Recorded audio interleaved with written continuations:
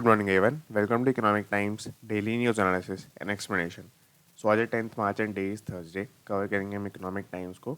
बाकी अगर आपको ये पीडीएफ चाहिए इकोनॉमिक टाइम्स न्यूज़पेपर की, तो नीचे एक टेलीग्राम ग्रुप का लिंक दिया हुआ है, उसको आप ज्वाइन कर सकते हैं। उसके अंदर आपको सारी पीडीएफ मिल जाती है। इसके अलावा द हिंदू और बिजनेस स्टैंडर्ड, ये 3 पीडीएफ में आपको 3 न्यूज़पेपर्स की पीडीएफ मैं आपको शेयर कर देता हूँ डेली बेसिस पे। तो उसके लिए आप ज्वाइन कर सकते हैं। उसके अलावा एक नीचे डिस्क्रिप्शन के अंदर लिंक दिया हुआ है मिंट एनालिसिस चैनल का, जिसके अंदर जैसे इकोनॉमिक टाइम्स पूरे यूट्यूब के ऊपर सिर्फ मैं ही कवर करता हूँ। इसके अलावा कोई भी इकोनॉमिक टाइम्स के एनालिसिस को कवर नहीं करता है। इसी तरीके से मिंट एनालिसिस को भी कोई और चैनल कवर नहीं करता है। सिर्फ एक नीचे चैनल है, हमने उसके साथ कोलैबोरेट किया है, वही कवर करते हैं। और उसको अगर आपको ज्वाइन करना है, सब्सक्राइब करना है, तो आपको ज़रूर जाके चेकआउट करना चाहिए। तो आप वो कर सकते हैं। बाकी हम आज की न्यूज़ से स्टार्ट करेंगे। कल हमने ग्लॉसरी कवर नहीं की थी, तो वो कल वाले जो वर्ड्स थे वो हम आज ही कवर कर लेंगे लास्ट में। तो हम स्टार्ट करते हैं फर्स्ट न्यूज़ से। Markets extend gains on hopes of Russia Ukraine talks.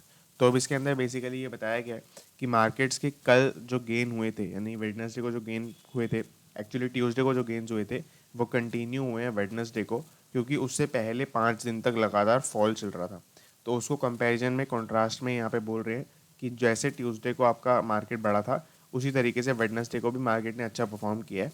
तो अपने जो गेन्स हुए थे ट्यूसडे को, उनको एक्सटेंड कर दिया एक दिन और, यहाँ पर वो हो चुके हैं on the hopes of Russia Ukraine talks. तो रशिया यूक्रेन का जो पूरा क्राइसिस चल रहा है, इसके बारे में आई होप आपको पता होगा। मैंने, क्योंकि ये थोड़ा पॉलिटिकल और जियोपॉलिटिकल इशू है, इसके बारे में मैं आपको एकदम डिटेल में नहीं एक्सप्लेन कर सकता, तो मैंने यहाँ पर आपको शॉर्ट में कल बताया था। तो उसके लिए रशिया और यूक्रेन का जो भी इशू चल रहा है, उसके अंदर एक डेवलपमेंट हुई है कल, जो बहुत ही पॉजिटिव वे में हुई है, और इसके अंदर माना ही जा रहा है कि लगभग इससे ख़त्म हो ही जाएगा। तो ऐसी क्या डेवलपमेंट हुई है, ये भी हम यहाँ पर देखने वाले हैं। इसके अंदर जो मेन डेवलपमेंट वाला पार्ट है, पहले हम उसी से शुरू करते हैं।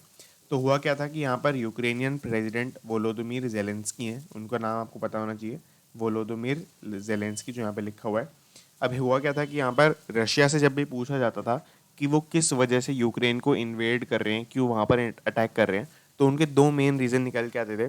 पहला था आपका not joining the NATO alliance, basically कि वो नाटो अलायंस ज्वाइन कर रहा है यूक्रेन, इसकी वजह से। इसका कोई ऐसा लॉजिक नहीं है कि ये ज्वाइन कर रहा है तो हमें इससे क्या फ़र्क पड़ता है, बट हाँ, यहाँ पर इसी वजह से ये अटैक कर रहे थे उनके ऊपर, पहला रीज़न। दूसरा रीज़न ये था कि रशिया का जो कंट्रोल, मतलब यूक्रेन का जो कंट्रोल था रशिया बैक्ड सेपरेटिस्ट रीजन्स के ऊपर। अब इसमें है क्या, ये थोड़ा आपको मैप से समझना पड़ेगा, तो मैं आपको दिखाता हूँ उनके मैप की हेल्प से। तो यहाँ पर आपको दिख रहा होगा यूक्रेन और रशिया का ये मैप है, बेसिकली यहाँ पर उनका बॉर्डर लगता है।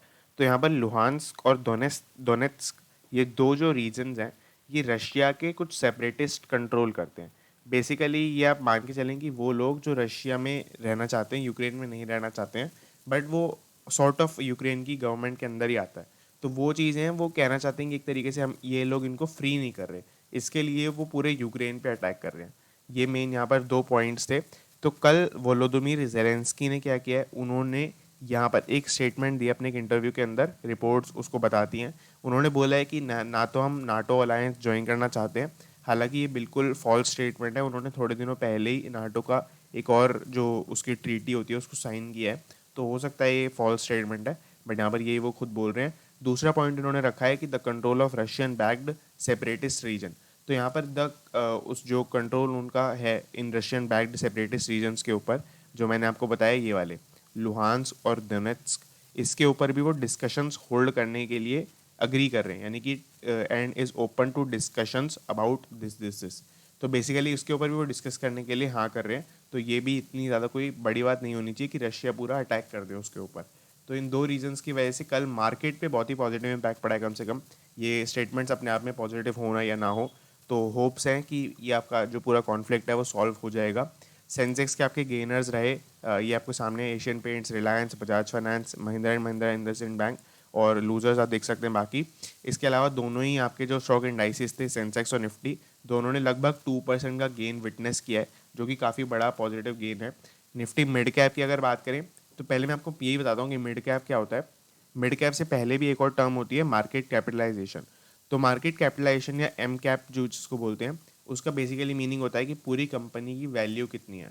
पूरी कंपनी अगर आपको खरीदनी है, तो आज के मार्केट प्राइस जो उसका शेयर प्राइस चल रहा है, उसको हम मल्टीप्लाई कर देते हैं कितने उसके आउटस्टैंडिंग शेयर्स हैं, उससे कंपनी की टोटल वैल्यू निकल जाती है। तो ये चीज़ है इसके अंदर। अब मिड कैप कोई कैसे कंपनी डिसाइड होती है, तो यहाँ पर एक लिमिट्स मैंने लिखी हुई हैं, जिसके अंदर अगर कोई कंपनी लार्ज कैप कहलाती है तो इसका मतलब है कि उसकी मार्केट कैपिटलाइजेशन 20,000 करोड़ प्लस होती है। मिड कैप के लिए 5,000 टू 20,000 करोड़ ये लिमिट है। स्मॉल कैप के लिए लेस देन 5,000 करोड़ ये लिमिट है। तो आई होप आपको ये क्लियर होगा। अब इसके अंदर निफ्टी में जो आपकी मिड कैप कंपनीज आती है 100, उसके अंदर जो गेनर्स हैं उनकी बात यहाँ पे की जा रही है। तो यहाँ पर निफ्टी के गेनर्स पता नहीं क्यों नहीं मेंशन किए। निफ्टी के गेनर्स मेंशन करने का मेरे पर्सनल ओपिनियन में ज़्यादा पॉइंट बनता था, बट जो भी है यहाँ पर आपके सामने है। तो आई होप आपको ये पूरा फर्स्ट न्यूज़ क्लियर हो गई होगी। LIC IPO, I banks advise government against a hurried launch. तो बेसिकली जो यहाँ पर इन्वेस्टमेंट बैंक्स LIC ने हायर किए थे अपने पूरे IPO को निकालने के लिए। हमने कल भी देखा था कि स्विगी ने आपके 2 बैंक्स को हायर किया है, उसी तरीके से LIC ने भी ऐसे इन्वेस्टमेंट बैंक्स को हायर कर रखा है, क्योंकि LIC तो ऑब्वियसली वो करेगा ही, क्योंकि उसका सबसे बड़ा IPO है। 65,000 करोड़ के आसपास का लगभग IPO है। तो इन्होंने तो काफ़ी सारे इन्वेस्टमेंट बैंक्स को हायर कर रखा है अपने पूरे प्रोसेस के लिए। तो यहाँ पर उन्हीं इन्वेस्टमेंट बैंक्स ने अभी सजेस्ट किया है गवर्नमेंट को कि वो अपने इस लॉन्च को हरी में लॉन्च ना कर दें, क्योंकि आज के टाइम पे ऑल्दो मार्केट 2 दिन से पॉजिटिव परफॉर्म कर रहा है, बट फिर भी मार्केट की ओवरऑल सेंटीमेंट जो चल रहा है नेगेटिव चल रहा है, और जियो पॉलिटिकल इशू भी चल रहा है तो उसके पूरे वर्ल्ड के अंदर, तो उसकी वजह से आपको अपना लॉन्च थोड़ा सा डिले कर देना चाहिए। यहाँ पर हुआ क्या है बेसिकली, एकदम से ऐसा क्यों बोला जा रहा है, क्योंकि कल LIC के IPO का जो DRHP होता है, DRHP मतलब होता है ड्राफ्ट रेड हेरिंग प्रोस्पेक्टस। ये किसी भी कंपनी को अगर अपना IPO लेके आना होता है तो उसको सेबी के साथ ये DRHP वाला डॉक्यूमेंट फाइल करना होता है और उसको अप्रूव कराना होता है। इसके अंदर क्या लिखा होता है, इसके अंदर कंपनी का पूरा फाइनेंशियल, नॉन फाइनेंशियल, ऑपरेशनल सब चीज़ें कंपनी के बारे में लिखी होती हैं। प्रमोटर्स कंपनी के जो हैं उनके बारे में बहुत सारी डिटेल होती है, ताकि हम बेसिकली ये पता लगा सकें कि कंपनी फ्रॉड कंपनी तो नहीं है कि IPO का पैसा उठा के भाग जाए कहीं पे। तो ऐसा सब प्रिवेंट करने के लिए DRHP बहुत ही कॉम्प्रिहेंसिव डॉक्यूमेंट होता है, जिसको सेबी से वेरीफाई कराना पड़ता है, ऑथराइज कराना पड़ता है। तो यहाँ पर क्या है, सेबी ने इस इनके जो LIC IPO का DRHP था उसको फाइनलाइज कर दिया है, उसको ऑथराइज कर दिया है। तो उस मतलब बेसिकली उसको अप्रूवल मिल गया है। तो इसी वजह से यहाँ ये चीज़ बोली जा रही है कि हाँ हमारा हालांकि जो DRHP था वो आपका अप्रूव हो चुका है, बट फिर भी हमें अभी ये लेके नहीं आना चाहिए। तो इसके अंदर देखिए तो LIC को एडवाइस किया है the government not to rush the offer, ये मैंने बता दिया, एडवर्स मार्केट कंडीशन की वजह से और lack of appetite for share sale. तो यहाँ पे अगर मैं आपको कॉन्टेक्स्ट में बताऊँ तो इसके लिए अगर आप देखेंगे इसी आर्टिकल के अंदर मैंशनड है, we are seeing no public listings anywhere in the world. तो UK, US, यूरोपियन मार्केट्स के अंदर जितने आपके डेवलप्ड मार्केट्स हैं, स्टॉक मार्केट्स भी और वैसे भी डेवलप्ड कंट्रीज़ हैं, उनके अंदर भी आज के टाइम पे हमें कोई लिस्टिंग्स नहीं दिख रही हैं, क्योंकि अगेन जियो पॉलिटिकल इशू चल रहा है और मार्केट्स थोड़े बुरे बुरे परफॉर्म कर रहे हैं कंपेरेटिवली पूरे वर्ल्ड के। तो उसकी वजह से कोई हमें पब्लिक इशू नहीं दिख रहा है। तो इंडिया का सबसे बड़ा इशू एक ऐसे टाइम पर आए जब वर्ल्ड के अंदर कोई इशू नहीं आ रहा, तो ये काफ़ी एक बड़ी बात तो हो जाएगी, काफ़ी बुरी बात भी हो जाएगी अगर ये फेल वगैरह हो जाता है। तो उसकी वजह से ये चीज़ है। अगर मैं आपको एक और रूल अगर आपको नहीं पता तो मैं आपको बता देता हूँ। अगर कोई कंपनी अपना IPO लेके आती है, उस कंपनी का 90% से कम IPO अगर सब्सक्राइब होता है तो वो कंपनी का IPO फेल हो जाता है। कंपनी अपना IPO मतलब उसे वापस करने पड़ जाते हैं जितने भी पैसे आए होते हैं। फिर जो मिनिमम सब्सक्रिप्शन रिक्वायरमेंट है वो 90% पर है। अगर 90% से ऊपर आपका सब्सक्रिप्शन जाता है तभी आप अपने IPO को अंडरटेक करा सकते हैं। ये सेबी का एक रूल है। तो क्योंकि 65,000 करोड़ रुपीज़ का IPO है, तो हो सकता है कि 90% से ऊपर जा ही ना पाए आज के टाइम पर, जब थोड़ा मार्केट कंडीशंस एडवर्स चल रही हैं। तो too soon consider the pricing of LIC's initial public offer. तो हालांकि वो इसी मंथ आने वाला था, बट जो गवर्नमेंट का थोड़ा डिले चल रहा है प्रोसेस के अंदर, तो उसके अकॉर्डिंग भी थोड़ा आपका IPO डिले होगा और अपना LIC का जो प्राइसिंग है उसके ऊपर अभी काम करना शुरू करेंगे जब इनका DRHP वेडनेसडे को आपका वो हो चुका है, मतलब अप्रूव हो चुका है। तो ये चीज़ है इसके अंदर। इससे रिलेटेड एक आर्टिकल भी आया था कि यहाँ पर LIC का जो IPO था वो किस तरीके से आपका जो सेबी था उसने कितना जल्दी आपका अप्रूव कर दिया है। हालांकि अगर हम एवरेज देखें तो एवरेज 80 टू 75 डेज तो लगते ही लगते थे पहले, बट यहाँ पर ट्रिगर हो चुके क्योंकि रशिया यूक्रेन क्राइसिस वगैरह चल रहा है, तो उन सब के चलते यहाँ पर LIC का IPO काफ़ी जल्दी उन्होंने 23 डेज़ के अंदर पूरा अप्रूव कर दिया है। तो ये चीज़ है इसके अंदर। बीच में यहाँ पर अब फर्स्ट न्यूज़ से रिलेटेड एक एडिशनल इन्फॉर्मेशन है। अगर आपको नाटो के बारे में नहीं पता, जिसका मैंने एक शॉर्ट मेंशन किया था यहाँ पर, तो नाटो बेसिकली एक अलायंस है जिसके अंदर नॉर्थ अटलांटिक ट्रीटी ऑर्गेनाइजेशन उसका नाम है। एक ट्रीटी बनी थी पहले, नॉर्थ अटलांटिक ट्रीटी। उस ट्रीटी को प्रोटेक्ट करने के लिए, जो इसके अंदर अग्री किया गया था उसको इम्प्लीमेंट कराने के लिए ये पूरी ऑर्गेनाइजेशन काम करती है। इसके अंदर 28 यूरोपियन कंट्रीज़ हैं, 2 नॉर्थ अमेरिकन कंट्रीज़ हैं। इसका अगर आप नाम चाहें तो गूगल कर सकते हैं, आपको मिल जाएगा। नाम देखने की ज़्यादा ज़रूरत नहीं है, ये जनरली मतलब नॉर्थ अमेरिकन के अंदर यूएस और कनाडा वाली कंट्रीज़ हैं और ऐसी सब कंट्रीज इसके अंदर आती हैं। तो उसके अलावा अगर हम देखें तो इनका मेन काम क्या है, तो वो ज़्यादा ज़रूरी है। तो इसके अंदर बेसिकली एक कलेक्टिव सिक्योरिटी पे काम करती हैं, जिसके अंदर मैं बेसिकली आपको बता दूँ, ये लाइन सबसे इंपॉर्टेंट है इसके अंदर, जिसके अंदर वो कलेक्टिव सिक्योरिटी के सिस्टम पे काम करती हैं कि अगर नाटो के बाहर कोई भी कंट्री है, उसको ये एक्सटर्नल पार्टी बोलते हैं। अगर कोई भी एक्सटर्नल पार्टी जो है वो किसी भी नाटो के मेंबर पे अटैक करती है, तो ये उसको प्रोटेक्ट करते हैं, म्यूचुअल डिफेंस वहाँ पर आ जाता है इसके अंदर। तो अगर इसीलिए इसी वजह से क्या है कि यहाँ पर यूक्रेन भी नाटो का मेंबर एक बनना चाहता है, और वो सब है कि काफ़ी सारी और भी कंट्रीज हैं जो बनना चाहती हैं, और अगर रशिया फिर उसके ऊपर अटैक करेगा, अगर वो नाटो का मेंबर बन जाता है, तो फिर पूरी सारी कंट्रीज जो है वो उसके ऊपर अटैक कर सकती हैं, या फिर कम से कम डिफेंस तो कर ही सकती हैं। तो ये चीज़ बीच में एक एडिशनल इन्फॉर्मेशन थी। हम आगे चलते हैं अपने न्यूज़ के ऊपर।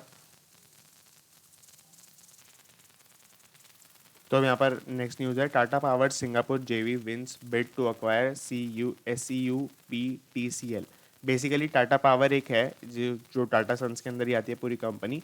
इनकी एक सिंगापुर की एंटिटी है, यानी टाटा पावर एक इंडिया वाली कंपनी हो गई, उसकी भी एक सिंगापुर की एंटिटी है, जिसके अंदर उसका एक जेवी बना हुआ है ICICI बैंक और कुछ और बैंक्स के साथ, जिसके अंदर आपके नाम आते हैं जैसे आपके सामने है। रिसर्जेंट पावर उनका नाम है जॉइंट वेंचर का, और उसके अंदर जो आपका टाटा पावर की सिंगापुर वाली कंपनी है उसका 26% ओनरशिप है। उसके अलावा उसके अंदर आपका 74% जो ओनरशिप है वो ICICI बैंक के साथ आता है, और बाकी power platform limited and Kuwait investment authority in सब के साथ आता है। तो इन्होंने क्या किया, इन्होंने आपके SEUPTCL इनके कुछ असेट्स थे, बेसिकली ये बैंकरप्ट हो चुकी है कंपनी, तो इनके कुछ एसेट्स थे, उनके लिए बिडिंग लगाई थी, तो वो उनको जीत चुके हैं। बेसिकली ये हुआ है पूरी न्यूज़ के अंदर, wins bid to acquire this. तो ये आपको सब समझ में आ गया होगा। इस पर आप जो SEU ये वाली कंपनी है, इसकी फुल फॉर्म है south east UP power transmission company limited. Basically होता क्या है, मैं आपको एक और एडिशनल इन्फॉर्मेशन दिखाता हूँ कि हर आपकी जो कंपनी हर स्टेट होती है उसकी एक ट्रांसमिशन कंपनी होती है। यानी ट्रांसमिशन मतलब वो किसी ना किसी जो इलेक्ट्रिसिटी प्रोवाइडर के साथ कोलैबोरेट करती है, और वो पूरी आपकी स्टेट के अंदर ट्रांसमिशन कराती है। यानी कि जो इलेक्ट्रिसिटी प्रोवाइडर देगा, उनको पोल्स और वायर्स की हेल्प से पूरी स्टेट में फैलाना उनका मेन काम होता है। तो हर स्टेट के अंदर गवर्नमेंट ऐसी एक एंटिटी सेटअप करती है। जैसे दिल्ली के अंदर दिल्ली ट्रांसको लिमिटेड है, मध्य प्रदेश ट्रांसको लिमिटेड है, इसी तरीके से हर स्टेट के अंदर ऐसी ट्रांसमिशन कंपनी लिमिटेड ये ऐसी कंपनी सेटअप होती हैं। तो यूपी की जो ऐसी ये ट्रांसमिशन कंपनी लिमिटेड है, इसने अपनी इस कंपनी के अंदर एक और कंपनी सेटअप कर ली थी SEUPTCL, जो आपका इनका मेन काम था, ये स्पेशल पर्पस व्हीकल की तरह इन्होंने सेटअप किया था। इसके अंदर इनका मेन काम था इंट्रा स्टेट ट्रांसमिशन को सेटअप करना अगले 35 ईयर्स के लिए। तो इसको बेसिकली यहाँ पर इन्होंने टाटा पावर को बेच दिया है। टाटा पावर का जो सिंगापुर का पूरा जेवी है इसको बेच दिया है। उसका नाम है जेवी का अगेन रिसर्जेंट पावर वेंचर्स। तो आई होप आपको पूरा समझ में आ गया होगा। इस कंपनी के मेन जो असेट्स थे जिनके लिए आपका टाटा पावर ने बिडिंग लगाई है, वो थे 1500 किलोमीटर ऑफ ट्रांसमिशन लाइन। इसके ऊपर अब टाटा पावर अपनी इलेक्ट्रिसिटी प्रोवाइड करेंगे और पूरा ट्रांसमिशन भी वही मैनेज करेंगे। तो एक तरीके से पूरा यहाँ पर कंट्रोल इनके पास आ गया। तो अब आगे चलेंगे यहाँ पर, Maruti eyes strong PV sales growth in financial 2023। तो ये बेसिकली जो कल आपका शशांक श्रीवास्तव हैं, ये सीनियर ED हैं सेल्स एंड मार्केटिंग के मारुति सुजुकी इंडिया लिमिटेड के अंदर। तो इन्होंने आपकी काफ़ी सारी स्टेटमेंट दी है। इसके अंदर इन्होंने बोला है कि बेसिकली PV मतलब आपका पैसेंजर व्हीकल का जो सेगमेंट होता है, जिसके अंदर आपकी बसेस और ये सब आगे पैसेंजर व्हीकल्स आ जाते हैं। तो इसके अंदर जो इनकी सेल्स की ग्रोथ है ये 14% अज्यूम करके चल रहे हैं अगले नेक्स्ट ईयर के लिए। तो इनकी जो सेल्स होनी चाहिए वो अराउंड 3.1 मिलियन यूनिट्स होनी चाहिए, और इससे रिलेटेड कुछ इन्फॉर्मेशन इन्होंने इसके अंदर दी है। एक बहुत ही अच्छा पॉइंट इसके अंदर आता है जो इम्पोर्ट ड्यूटी वगैरह से रिलेटेड है, तो वही मैं आपको बताऊँगा। अब इसके अंदर पहला पॉइंट देखें तो यहाँ पर अगेन ये हेडलाइन वाली सेम बात है कि PV के अंदर ये अज्यूम कर रहे हैं कि ड्यू टू पहला रीज़न स्ट्रॉन्ग कंज्यूमर डिमांड के चलते। दूसरा रीज़न इम्प्रूव्ड चिप सप्लाईज। ये दो रीज़न की वजह से ये इनका जो डिमांड है वो बहुत ज़्यादा बढ़ चुकी है, और उसकी वजह से 3.1 मिलियन यूनिट्स का सेल ये क्लॉक कर पाएंगे। और सेल्स क्लॉक करना, ही मैंने वर्ड यूज़ किया है, टेक्निकल टर्म है, तो ये कई बार ये ऐसे ही बोलते हैं कि सेल्स क्लॉक कर पाएंगे, तो ये इसका मीनिंग है कि सेल्स कर पाएंगे, सेम ही बात है। और अगर ऐसा होता है 3.1 मिलियन यूनिट्स अगर रहते हैं तो डबल डिजिट ग्रोथ इनकी रहेगी, और 14% इन मैट्रिक वो रहेगी। तो इस तरीके से है यहाँ पर।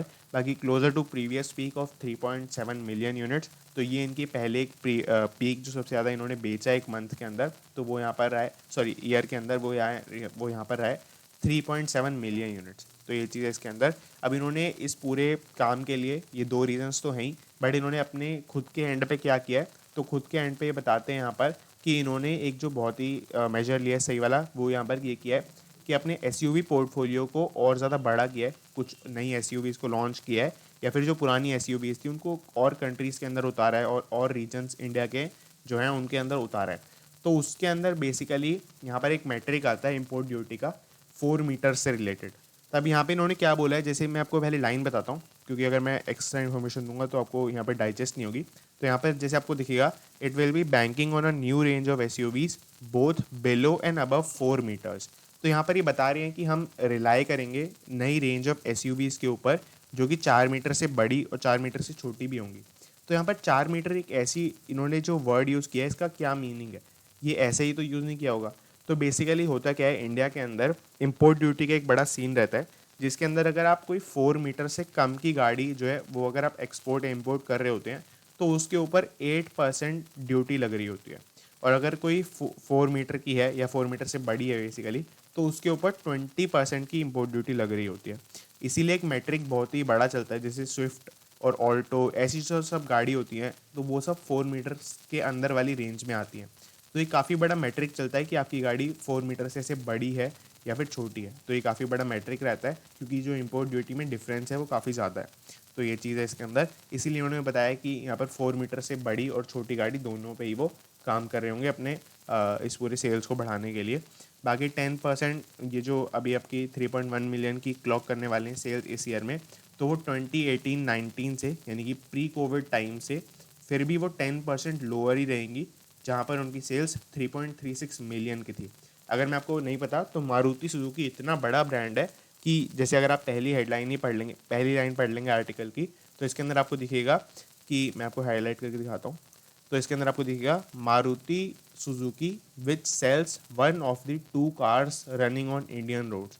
तो यानी कि ऑलमोस्ट 50% मार्केट शेयर इनका हो रखा है। इस लाइन का मतलब ये है कि यहाँ पर अगर 2 कार इंडिया के अंदर बिकती हैं तो एक वो मारुति सुजुकी की होती है। तो ये काफ़ी बड़ा एक्सटेंट है इनका। उसके बावजूद भी इनका सेल्स वगैरह इतनी 10% डाउन चल रहे हैं इनके पीक से। शॉर्टेजेस ऑफ सेमीकंडक्टर्स, जो शॉर्टेज हुई थी सेमीकंडक्टर की वजह से, उसको ये बताना चाहते हैं कि उसकी वजह से इनका lost about 9,000 units in production in October to December. October to December का जो आपका क्वार्टर था उसके अंदर प्रोडक्शन में इनका डाउन हो गया, जिसके ऊपर ऑब्वियसली उससे इम्पैक्ट पड़ेगा आपकी सेल्स वगैरह के ऊपर। तो वो आपका 90,000 यूनिट्स वहाँ पर नहीं बना पाए, तो वो भी काफ़ी बड़ा फैक्टर रह गया इनके पूरे लॉन्ग टर्म के लिए। अब इसके अंदर देखें तो आगे telcos tech companies spar over fibre link for data centres. Basically इसके अंदर है क्या कि पहले जैसे आपकी टेलीकॉम कंपनीज हैं, टेक कंपनीज हैं, वो इसके ऊपर लड़ रही हैं इस बात के ऊपर कि जो डेटा सेंटर्स के अंदर वो अपनी सर्विसेज प्रोवाइड करते हैं जो आपकी टेलीकम्युनिकेशन से रिलेटेड होती हैं। तो उसके अंदर जियो ने एक आपका नया पॉइंट उठाया है। जियो ने एक ट्राई को आर्टिकल लिखा है। ट्राई का मतलब होता है telecom Regulatory Authority of India. जैसे आपको दिखेगा यहाँ पर कहीं ना कहीं ट्राई ज़रूर लिखा होगा, मैं आपको, हाँ यार ये it in its submission to the Telecom Regulatory Authority of India TRAI. तो बेसिकली जियो ने इस ट्राई को एक आर्टिकल लिखा है, ये एक लेटर लिखा है कह सकते हैं। उसके ऊपर इन्होंने बोला है कि यहाँ पर जो फाइबर कनेक्टिविटी हम प्रोवाइड करते हैं, फाइबर अगर आपने किसी ने वाईफाई लगवा रखा होगा वाईफाई, तो उसके अंदर वाईफाई में एक ऑप्शन होता है कि आप फाइबर कनेक्टिविटी उसमें ले सकते हैं। थोड़ा अगर अब पर्सनल लेवल पे क्या होता है, फाइबर से बस स्पीड ज़्यादा आ जाती है, बट अगर आप एक कनेक्टिविटी के लेवल पे देखें, डेटा सेंटर के लेवल पे देखें, जहाँ पे जीबीज ऑफ मतलब millions and millions tons of data इधर से उधर हो रहा होता है, तो वहाँ पर वो स्पीड नेसेसिटी बन जाती है। तो ये जो फाइबर कनेक्टिविटी की सर्विसेज प्रोवाइड करने का काम होता है, जो टेलीकॉम कंपनीज या टेक कंपनीज आज के टाइम पे प्रोवाइड करती हैं, तो उनके लिए जियो ने एक स्टेप या एक क्वेश्चन उठाया है जिसके अंदर उन्होंने बोला है कि यहाँ पर आपको इतना मैंडेट इसके ऊपर लगाना चाहिए कि लाइसेंस्ड एंटिटीज़ ही ये काम करा पाएँ, यानी कि basically unwarranted interference would result in regulatory uncertainty. Basically अगर कोई अनवारंटेड होगा, यानी कि कोई बिना लाइसेंस के होगा, वो भी ये काम करा रहा होगा, तो उसके ऊपर मतलब एक रेगुलेटरी अनसर्टेनिटी आ जाएगी, यानी कि सभी करने लग जाएंगे फिर। तो इसी के ऊपर उन्होंने लाइसेंस एक मांग की है, लाइसेंस की मांग की है इस पूरे काम के लिए। तो यहाँ पर इसकी वजह से क्या है कि बाकी टेक कंपनीज, बेसिकली इसके बैकग्राउंड में ये चल रहा है कि जियो के पास इस काम को करने का लाइसेंस है और बाकी जो टेक कंपनीज हैं जो इतनी बड़ी नहीं है उनके पास ये लाइसेंस नहीं है। तो उन्होंने अपने आप को डिफेंड करने के लिए ये कहा है कि tech companies on their part have countered Jio's views saying any draconian entry barriers would lead to a concentration of DCs. Basically क्या है कि डेटा सेंटर को डीसी बोला गया है, तो यहाँ पर बोला गया है कि अगर ऐसा आप एक और ये बैरियर लगा दोगे इसके अंदर तो एंट्री बैरियर लग जाएगा और यहाँ पर काफ़ी सारी और भी कंपनीज जो आज के टाइम पे काम करती हैं वो काम इसके अंदर नहीं कर पाएंगी और ये अगेन मोनोपोली या डुओपोली ऐसा बन जाएगा सेक्टर, जो कि एक शेम है अगर कोई कंपनी को ऐसा करना पड़े, अगर दूसरी कंपनी को किल करना पड़े अपने कुछ मार्केट शेयर को या रेवेन्यू को बढ़ाने के लिए। तो यहाँ पर ये काफ़ी बड़ी बात इन्होंने ऐसे मोरल इशू की तरह रेज कर दिया। अगर हम जो इसमें एक वर्ड दिया बीच में ड्रकोनियन, उसका अगर हम लिटरल मीनिंग भी देखें तो यहाँ पर एक्सट्रीमली हार्श एंड सेवेरी उसका लिटरल भी मीनिंग है, जो यहाँ पर ड्रकोनियन एक वर्ड यूज़ किया गया था। तो आई होप आपको पूरा क्लियर हो गया होगा इसके अंदर। इस वाले पेज के अंदर और कोई आर्टिकल नहीं है, इसके अलावा एड्स हैं यहाँ पर। तो हम आगे चलते हैं एटीएम मार्केट्स वाले सेक्शन के ऊपर। ये काफ़ी इंपॉर्टेंट सेक्शन रहता है अपने आप में, तो ये आपको डेली बेसिस पे पढ़ना चाहिए। आगे चले तो इसके अंदर investors shrug of volatility sustain flows into equity mutual funds. Basically क्या है कि वोलेटिलिटी होने के बावजूद भी इक्विटी म्यूचुअल फंड्स जो हैं, इक्विटी म्यूचुअल फंड्स मतलब जो शेयर मार्केट के अंदर बेसिकली इन्वेस्ट करते हैं, तो वो वाले जो म्यूचुअल फंड्स हैं उसके अंदर आपका जो पॉजिटिव इन्फ्लो है वो बरकरार है काफ़ी टाइम से। यानी यहाँ पे इन्होंने इक्विटी म्यूचुअल फंड्स के अंदर जो फ्लो रहा है उसका चार्ट दिखाया है पिछले लगभग 1 साल का, तो कभी भी ये नेगेटिव नहीं गया है। हालांकि अगर आप देखेंगे तो आज के टाइम पे या लगभग 2 महीने से कितनी ज़्यादा वोलेटिलिटी चल रही है।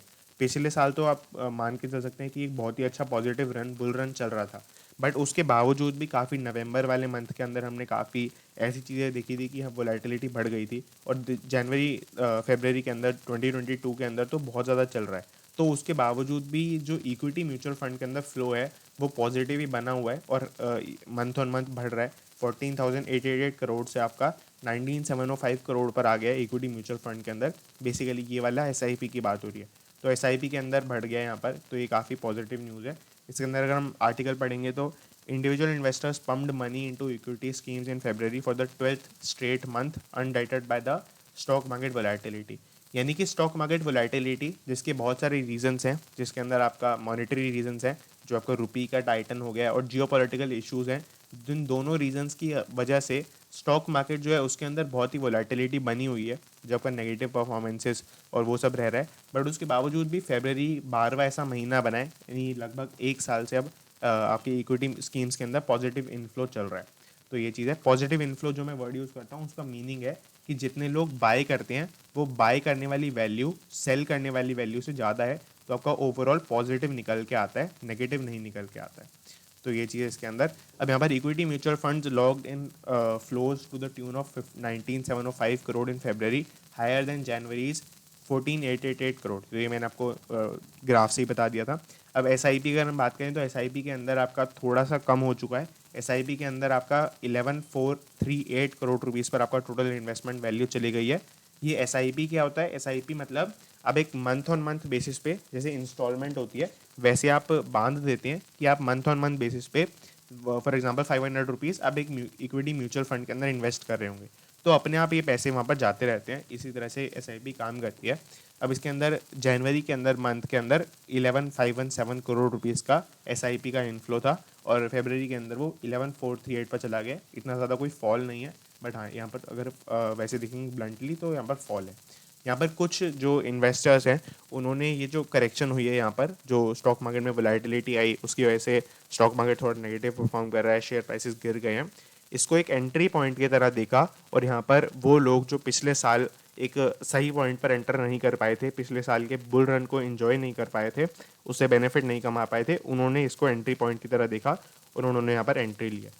Continued lower returns in the past 1 year saw investors move away from date funds. तो डेट फंड्स जिनका पिछले एक लगभग साल से थोड़ा लोअर रिटर्न्स रहे, लोअर वहाँ पर आपको पैसा मिल रहा था।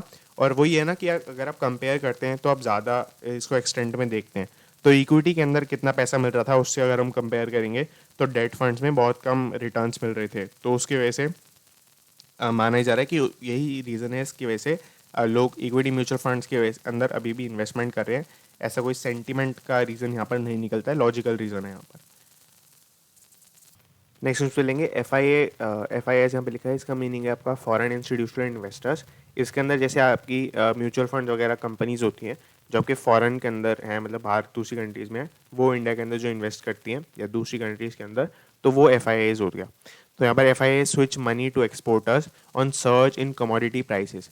अब यहाँ पर सबसे पहले एक्सपोर्टर्स क्या है, तो एक्सपोर्टर्स मैंने आपको थोड़ा कल भी बताया था, इसके अंदर वो कंपनीज आती हैं, सॉरी वो कंट्रीज आती हैं जो आपकी एक्सपोर्ट के अंदर आज के टाइम पे काफ़ी रूल कर रही हैं एक तरीके से। यानी उनकी जो एक्सपोर्ट कमोडिटी है या जो वहाँ पर कमोडिटी ज़्यादा बिकती है उसका एक्सपोर्ट बहुत ज़्यादा बढ़ गया है और वो उनके अंदर लीडर्स है मार्केट के अंदर, यानी कि उनका ओवरऑल एक्सपोर्ट बहुत ज़्यादा बढ़ गया है।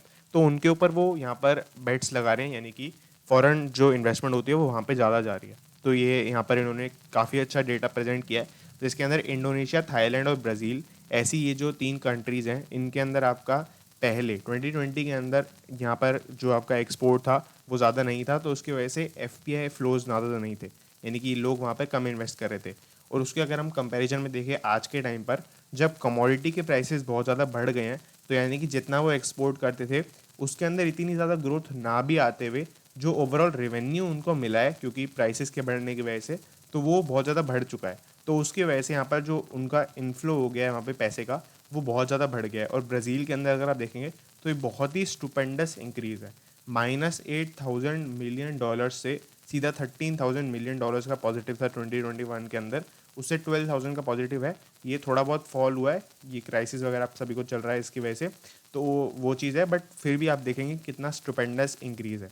तो ये चीज़ है इसके अंदर। Foreign funds are changing the way they invest in emerging market equities, यानी कि पहले वो जो इक्विटी के अंदर इन्वेस्टमेंट करते थे वो इक्विटी के बेसिस पे करते थे, यानी कि अगर जैसे यहाँ की इक्विटी कैसी है वो कंपनी पे डिपेंड करेगा, इस आइडियोलॉजी से वो इन्वेस्टमेंट करते थे। अगर वो रिलायंस के अंदर इन्वेस्टमेंट कर रहे हैं तो वो ये देखते थे कि रिलायंस कंपनी कैसी है, बट अब वो जब इक्विटी के अंदर इन्वेस्टमेंट करते हैं तो वो ये देखते हैं कि वो कंट्री एज अ होल क्या काम करती है, कंट्री के कौन से सेक्टर्स डेवलप्ड हैं। तो इस तरीके से यहाँ पर काम कर रहे हैं, क्योंकि अब इंडिया को एज एन इम्पोर्टर देखा जा रहा है ज़्यादा से ज़्यादा। अगर मैं आपको यहाँ पे दिखाऊंगा, moving money into commodity exporters like Brazil and Indonesia while cutting exposure to importers like India. तो इंडिया को एज एन इम्पोर्टर देखा जा रहा है उस नज़र में। हालांकि ऑब्वियसली बात है ऐसा कोई पर्टिकुलरली ट्रू भी नहीं है, हम काफ़ी सारी चीज़ों के अंदर मेजर एक्सपोर्टर भी हैं, बट फिर भी यहाँ पर इसी तरीके से देखा जा रहा है। तो ये चीज़ है, इसकी वजह से वो अपना एक्सपोजर कट कर रहे हैं।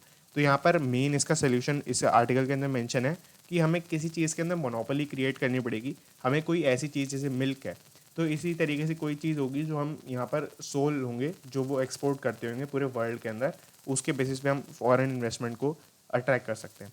The portfolio reshuffle within the emerging markets comes in the wake of record breaking rally in commodities.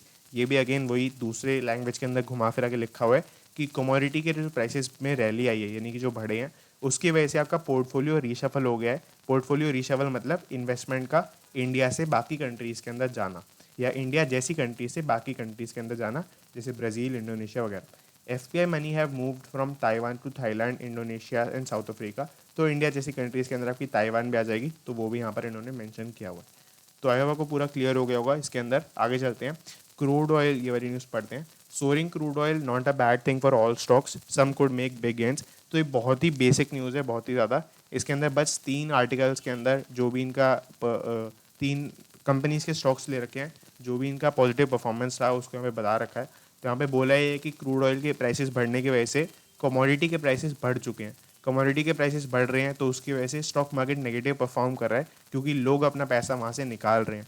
तो यहाँ पर उसकी वजह से, उसके बावजूद भी कुछ ऐसे स्टॉक्स हैं जो बड़े गेंस आज की डेट में बना रहे हैं, तो उनका यहाँ पे मेंशन किया गया है। इसके अंदर ऑयल इंडिया, और ऑयल इंडिया जैसी और भी 2 कंपनीज है जिसका हमने कल मेंशन पढ़ा था। एक तो आपकी इसी के अंदर मेंशनड है ONGC, और दूसरी है गेल, GAIL। तो ये काफ़ी सारी ऑयल सेक्टर के अंदर कंपनीज़ हैं जो गेन कर रही हैं। एवरेस्ट, कांटो एंड धामपुर शुगर मिल्स, तो ये भी इससे गेन करी हैं। अगर आपको ऑयल इंडिया का देखना है तो ऑयल इंडिया का आप एक मंथ का चार्ट भी देख सकते हैं। ऑलमोस्ट 3.7% का इसने गेन दिया है, जबकि निफ्टी ने भी लास्ट मंथ एक मंथ के अंदर इतना गेन यहाँ पर नहीं दिया। तो आई होप को ये पूरा क्लियर हो गया होगा। ये बहुत ही बेसिक न्यूज़ थी, इसमें कोई समझाने वाली बात इसके अंदर नहीं है। तो आगे चलते हैं नेक्स्ट पेज के ऊपर। तो इसके अंदर आप देखेंगे LIC India's largest IPO so far also gets quickest to get SEBI note. तो ये मैंने आपको अगेन पूरा ऊपर थोड़ा थोड़ा बताया था इसके अंदर। तो इसके अंदर यही बोला गया सब कि LIC का जो IPO है उसको मार्केट जो क्लियरेंस है जो आपके DRHP से रिलेटेड, तो वो 23 डेज़ के अंदर ही मिल गया, जो कि सबसे क्विकेस्ट है पूरे इंडिया के जो भी IPOs अभी तक आए हैं उसके अंदर। तो ये सबसे बड़ा IPO था जिसके अंदर अज्यूम ये किया जा रहा था कि ड्यू डिलिजेंस जो होगा, यानी कि जो चेकिंग वगैरह होगी वो सबसे ज़्यादा की जाएगी, बट उसके बावजूद भी यहाँ पर सबसे ज़्यादा जल्दी ये क्लियर हो चुका है जो आपका इशू है। उसके अलावा अगर हम देखें तो LIC IPO जो अप्रूव कर दिया गया था 23 डेज़ में, ये हमने पढ़ लिया है। The state own insurer had filed it's draft hearing prospectus on February 13। तो February 13 को यहाँ पर बताया गया था, मतलब इन्होंने अपना DRHP जो सेबी को हैंड ओवर किया था। तो यहाँ पर March 8 को ये आपका जो DRHP था वो इनका अप्रूव हो चुका है। आगे देखें तो average number of days taken for IPO approvals in 2021 was 75 compare to 82 days in 2020। तो ये काफ़ी एक बड़ा अच्छा डेटा है कि 2021 के अंदर almost 75 days on an average लगते थे एक IPO को अप्रूवल देने में, और 2020 के अंदर ये डेटा 82 डेज पर था, जो कि आज के टाइम पे 23 डेज पे IPO LIC का चल रहा है। तो इससे हम अज्यूम करके चल सकते हैं कि 40 डेज़ या 30 डेज़ के आसपास तो लगभग एवरेज आ ही जाएगी इसके अंदर। तो यहाँ पर इस तरीके से है। SEBI has been super efficient in clearing offer documents of late. तो ये आपके धर्मेश मेहता कह रहे हैं, जो कि आपके डैम कैपिटल के CEO हैं, यहाँ पर लिखा है। तो वो ये कह रहे हैं कि सेबी काफ़ी एफिशिएंट है, सुपर एफिशिएंट है आज के टाइम पे ऑफर डॉक्यूमेंट्स को क्लियर करने में या अप्रूव करने में। तो ये चीज़ यहाँ पर लिखी है। PNB housing finance finalises rights issue seeks up to 2500 crore. तो यहाँ पे मेंशन किया गया बेसिकली PNB फाइनेंस के बारे में। तो PNB फाइनेंस जो PNB हाउसिंग फाइनेंस है, तो इसके अंदर इनका कुछ टाइम पहले भी काफ़ी ज़्यादा न्यूज़ में थे, जो इनका थोड़ा रिजोल्यूशन का प्रोसेस था वो सब था। तो उसके अलावा अगर हम देखें तो यहाँ पर अब क्या कर रहे हैं, अब ये 2500 करोड़ रुपीज़ के राइट्स इशू कर रहे हैं। राइट्स इशू करने का बेसिकली मीनिंग होता है कि कंपनी में शेयर्स इशू करना, बट उन शेयर्स के लिए क्या है कि आपकी प्रायोरिटी दी जाएगी जो पहले आपके एग्जिस्टिंग शेयर होल्डर्स हैं उनको। तो उनको बेसिकली प्रायोरिटी दी जाएगी, वो चाहे तो इन्वेस्टमेंट कर सकते हैं। उनको एक रेशो निकाली जाती है, जैसे 4:1 है फॉर एग्जांपल। तो जिसके पास 4 शेयर्स हैं अभी आज के टाइम पर PNB हाउसिंग फाइनेंस के, तो उसको एक शेयर लेने का राइट मिल जाएगा, और उसको मार्केट शेयर से कम रेट पर ये शेयर मिल रहा होता है।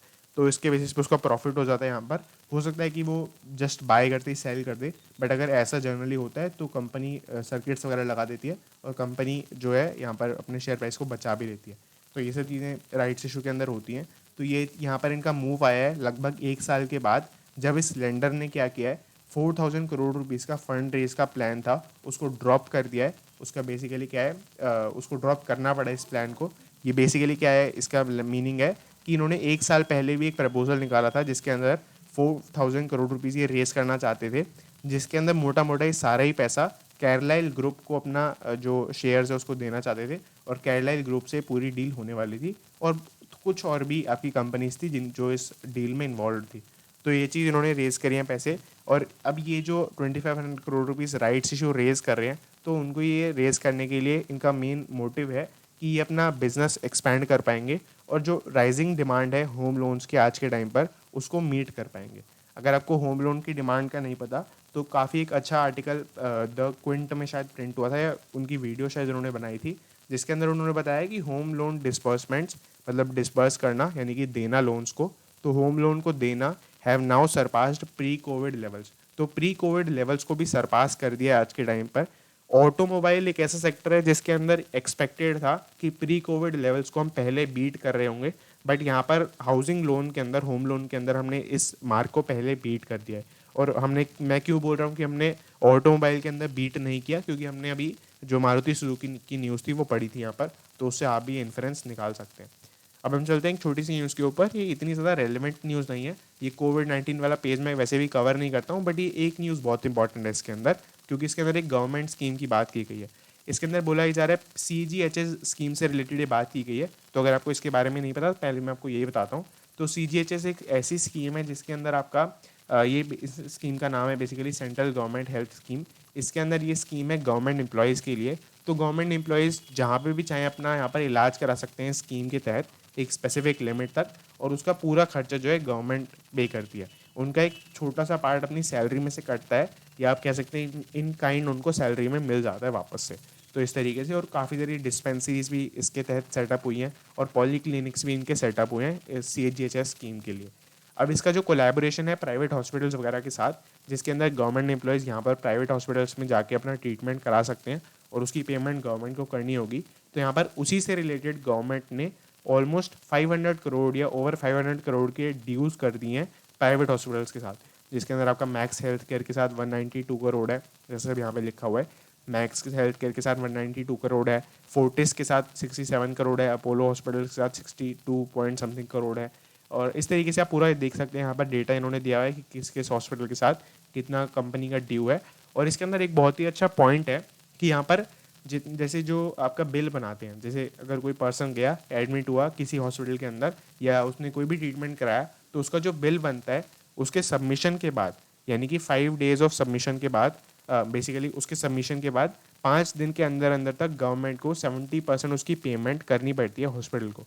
तो उसके ऊपर जो गवर्नमेंट है उसने ड्यूज़ कर दिए यहाँ पर, और ये हुआ यहाँ पर। इसके वजह से बोला जा रहा है कि अगर आप ऐसा नहीं करोगे तो उसकी वजह से हो सकता है फर्दर डिले, जो यहाँ पे लिखा हुआ है further delay may force them to refuse treatment to CGHS beneficiaries. तो यहाँ पर गवर्नमेंट के एम्प्लॉयज़ को हो सकता है इनको कुछ बंद करना पड़े अपने बेनिफिट्स को देना, अगर वो क्लियर नहीं करा पाते इसको। Association of health care providers of India, तो यहाँ पर ये एसोसिएशन है जो आपकी एक तरीके से रिप्रेजेंटेट करती है सारे हॉस्पिटल्स को। अगर जैसे सभी हॉस्पिटल्स को मिला के किसी को कोई बात बोलनी है, तो वो AHPI जो ऑर्गेनाइजेशन है, association of health care providers of India, इसके तहत वो किसी को आर्टिकल लिख सकते हैं या लेटर लिख सकते हैं। तो यहाँ पर पूरा उसका रिप्रेजेंटेशन हो जाता है। Large hospital chains have started reducing there exposure, तो ऑलरेडी कुछ कुछ चेन्स हैं उन्होंने अपना एक्सपोजर को कम करना स्टार्ट कर दिया है इसके अंदर। तो ये चीज़ है यहाँ पर। अगर आपको पूरा ये क्लियर हो गया होगा तो आप लाइक कर सकते हैं, अगर आपको कोई भी डाउट है तो आप नीचे बता सकते हैं। आज के लिए इतना ही था। और ग्लॉसरी के जो ये वर्ड्स हैं ये बहुत ही बेसिक है, ये हम स्टार्ट कर लेते हैं। तो पहला आपका वर्ड है कमोडिटीज़। तो कमोडिटीज़ के अंदर आपकी वो चीज़ें आती हैं जैसे आपका गोल्ड, कॉपर, ये सब चीज़ें हैं। ये आपकी कैसी सिक्योरिटीज़ होती हैं? ये आपकी कमोडिटी बेस्ड सिक्योरिटी होती हैं, जिसके अंदर एक फिजिकल बैकिंग है एक चीज़ की। ये सिर्फ मॉनेटरी प्रोडक्ट्स नहीं है। तो ये आपकी कमोडिटी होती हैं। ये अगर आपको नहीं पता तो ये प्रॉपरली स्टॉक्स की तरह ट्रेड करते हैं मार्केट के अंदर, और जो स्टॉक्स होते हैं उनसे उनके अंदर एक डेरिवेटिव नाम की चीज़ होती है। डेरिवेटिव जो होते हैं कमोडिटी के वो ज़्यादा फेमस होते हैं इनकी एक्चुअल अंडरलाइंग एसेट्स से। तो ये काफ़ी ज़्यादा बड़ी बात आज के टाइम पर ट्रेडिंग के अंदर भी चल रही है। आगे चले तो सेकंड टर्म है कॉमन स्टॉक। तो कॉमन स्टॉक बहुत ही इजी टर्म है। इसके अंदर इसका मीनिंग है कॉमन शेयर्स, एक ऐसा शेयर कंपनी का जो वोटिंग राइट्स को होल्ड करता है, वो आपका कॉमन स्टॉक बन जाता है इसके अंदर। तो ये मेन इक्विटी टाइप जो स्टॉक्स होते हैं वो कंपनी वो इशू करती है।